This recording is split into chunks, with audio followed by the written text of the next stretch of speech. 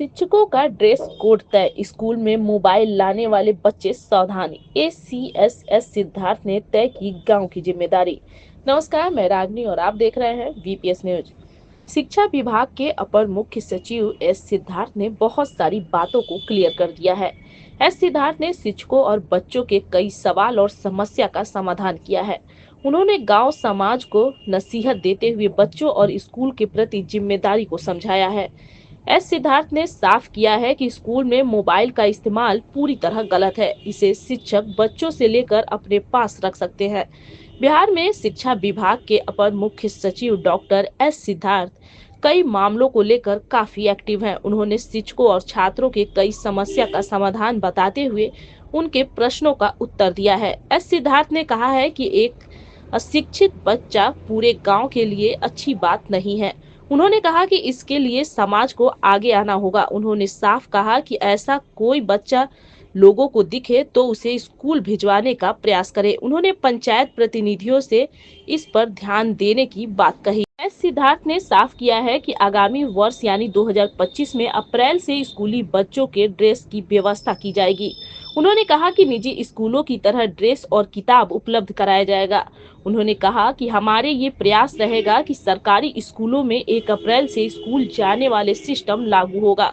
उसके बाद नई ड्रेस की उपलब्धता सुनिश्चित कराई जाएगी। ड्रेस 1 अप्रैल से उपलब्ध करा दिए जाएंगे।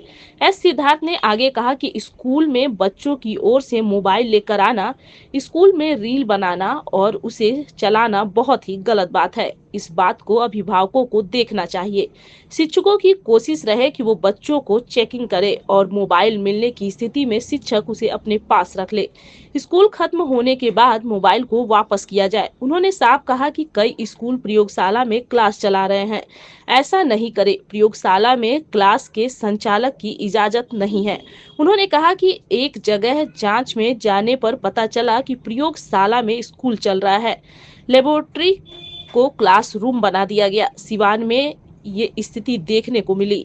हमने इस पर तुरंत संज्ञान लिया है। ऐसा बिल्कुल भी नहीं करना है। उन्होंने मध्याह्न भोजन के लिए अलग कमरे और कुर्सी टेबल की बात पर कहा कि इसके लिए अलग से व्यवस्था नहीं हो सकती। बैठक के लिए बेंच डेस्क की व्यवस्था होगी। जहां तक मेस बनाने की बात है तो बेंच डेस्क की मुश्किल से ही मिल पाया है। पंगत में खाना ग्रहण करना अच्छी बात है। शिक्षकों के ड्रेस कोड वाले सवाल पर एस सिद्धार्थ ने कहा कि शिक्षकों के लिए किसी विशेष ड्रेस कोड की व्यवस्था नहीं है। हालांकि उन्होंने कहा कि हम लोगों ने शिक्षकों के लिए एक ड्रेस कोड तय किया है। जींस और टी शर्ट में स्कूल नहीं आना है, लेकिन टीचर को एक विशेष ड्रेस में रहने और ना रहने की बात समझ में आ रही है। बच्चे तो यूनिफॉर्म में रहते हैं, टीचर अपने ड्रेस के अनुसार आते हैं। नए ड्रेस पर हम लोग कोई विचार नहीं कर रहे हैं। धन्यवाद। मैं रागनी और आप देख रहे थे वीपीएस।